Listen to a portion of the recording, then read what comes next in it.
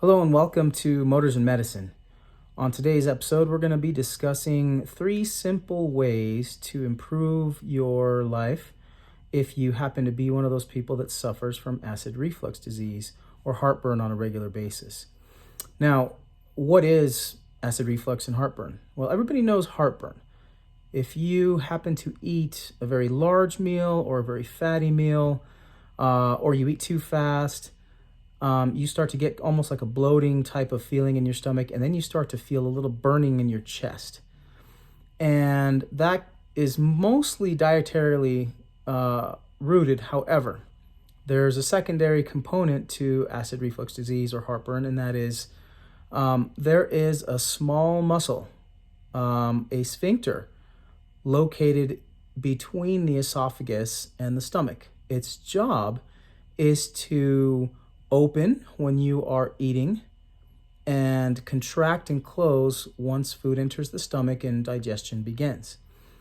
If this muscle happens to relax, which happens on occasion for many people, then acid from the digestive process will start to creep up and migrate up the esophagus, causing a burning sensation. Now, if this only happens on rare occasion, most people can just deal with it. However, people who suffer from acid reflux disease have this phenomenon occurring on a daily basis, or at least several times a week, perhaps several times a day, depending on how severe the condition. Now, this particular condition nowadays seems to be managed more often than not with a medication like Prilosec or Nexium. These medicines fall into the category of PPI or proton pump inhibitors. Their job is to bring acid levels down in the stomach and help reduce the reflux and the burning in the esophagus. The biggest reason for that is to mitigate any possible damage that the acid would cause in the esophagus. We don't want to have acid where it doesn't belong, and the esophagus is just one of those places. If you have prolonged exposure to acid from your stomach in the esophagus, you'll start to have some other complicated situations, and it can lead to some diseases that are not too pleasant. Now, to help avoid all that, and if you happen to be one of those people that has been taking a proton pump inhibitor and perhaps has either a little bit of breakthrough acid reflux, or maybe just doesn't like to take the pill on a regular basis because of the side effects perhaps, I'm going to offer 3 alternatives to a PPI, or in addition to a PPI, that would help mitigate the symptoms of acid reflux. The first is using a half cup, or I should say taking a half cup of apple cider vinegar on a daily basis in the morning. By introducing a weak acid into the stomach's natural response will be to ramp down its own acid production. This, of course, will hopefully lead to less acid potentially creeping up the esophagus. If you can tolerate the taste and the flavor, which isn't the best, but it can be managed.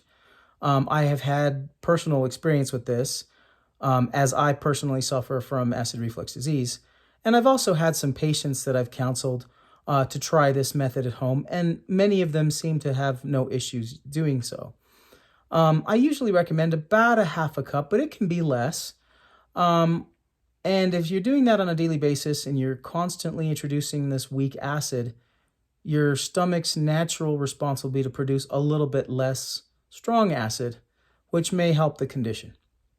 Now, step number 2 would be to take a daily supplement with a meal, or I should say prior to a meal, which is licorice root extract, or DGL.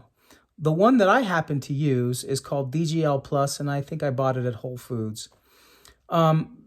Basically, in a nutshell, licorice root extract helps to improve the level of mucosal thickening and lining along the esophagus, which provides some protection against acid that may happen to creep up into the esophagus, which will in turn mitigate some of the burning sensation. So if you can take a chewable 3 times a day, one before each meal, you'll hopefully have less of a burning effect if you happen to have some either spicy foods or happen to eat more than you expected to. Now, number 3 would be to use melatonin. Now, interestingly, melatonin has a pretty unique property. Most people associate the use of melatonin with being a sleep aid if you have trouble falling asleep. Now, one thing that researchers realized is that not only does melatonin or do melatonin levels rise when you are getting ready to go to sleep, but there's also a secondary component to that melatonin that was discovered, and that is that melatonin will increase the muscular tone and contractility of the sphincter that sits between the esophagus and the stomach. So, if you take melatonin at night before bed, you will have an increased tone in that sphincter, helping it to contract and provide a protection against the acid that may creep up while you're in the supine position or laying down. Now, your body will naturally make melatonin, and that's one of the things that kind of helps you feel tired and gets ready. Your body's getting ready to fall asleep because the process of laying down will always increase acid, and so your body naturally makes melatonin to help you fall asleep, but also to help protect against this reflux.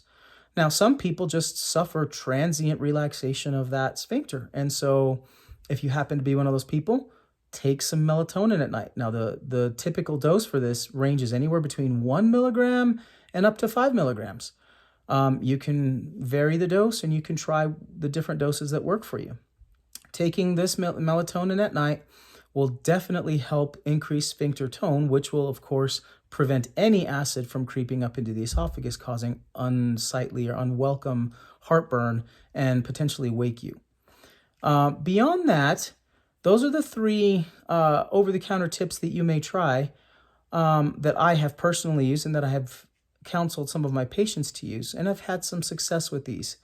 But if you do happen to have an acid reflux condition that's a little bit more advanced, these can be taken in addition to a proton pump inhibitor, and that will, of course, greatly help you protect against those effects of the acid more so, and it'll help protect the lining of the esophagus. So hopefully this information will benefit you and help you alleviate some of your acid reflux symptoms. I would also just advise that you keep in mind that this is all just information that I'm offering you from my personal experience as well as experiences from my own patients. And I just want to leave the disclaimer there that this is, again, my opinion. So until we meet again, this is Motors and Medicine signing off. On our next episode, we'll get back into either my Mustang or the Bronco and do a little bit more work on those vehicles and see what comes up. But until then, please like and subscribe, and have a great day. Thanks.